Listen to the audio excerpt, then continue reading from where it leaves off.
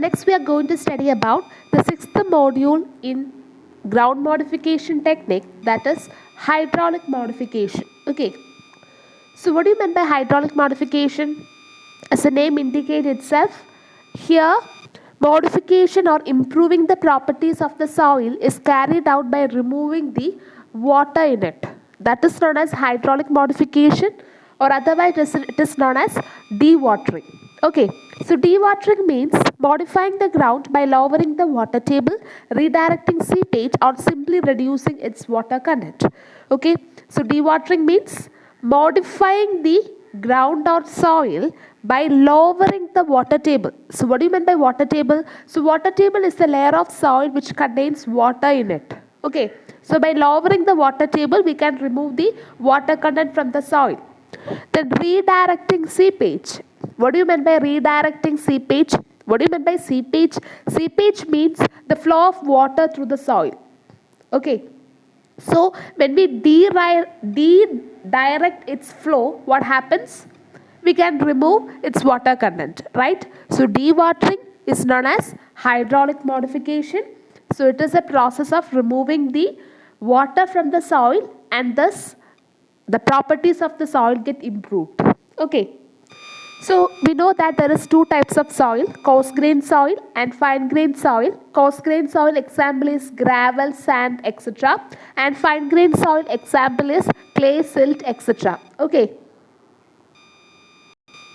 In coarse grained soil, dewatering can be carried out by means of gravity drainage into sumps, ditches, wells, etc. In fine grained soil like clay, gravity drainage is very slow and ineffective. So for this type of ground, the process of dewatering becomes synonymous with forced consolidation. Okay, so in coarse grained soil we can carry out gravity drainage. Okay, and in fine grained soil this gravity drainage is found to be very slow and ineffective. And for this type of soil we can use a process known as forced consolidation. So what do you mean by consolidation? Consolidation is a process of removing water from the soil, right? Okay, this is a natural process. So we are forcing the consolidation to occur on a soil so that we can remove the water from the fine grained soil. And how this forced consolidation can be carried out? It can be induced by preloading or electroosmosis. Preloading means applying a load prior to the actual load. Okay, that is known as preloading. And what do you mean by osmosis? Osmosis means movement of particles from higher concentration to lower concentration through a semi-permeable membrane. Okay. Then, dewatering of the soil is carried out for one or more of the following reasons.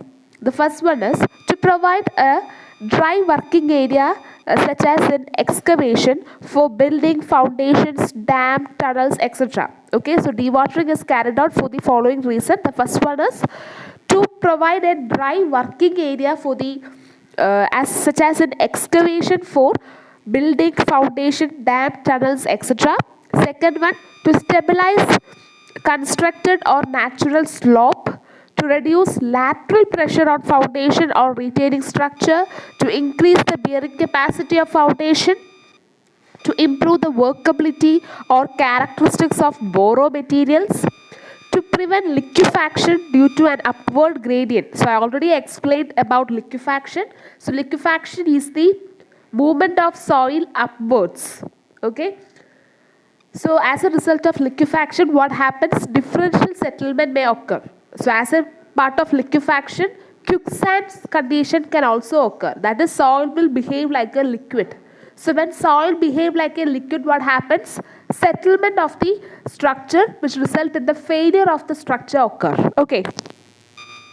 Then to reduce the liquefaction potential during the earthquake, usually liquefaction, quicksand condition, etc. occurs during seismic load condition or earthquake.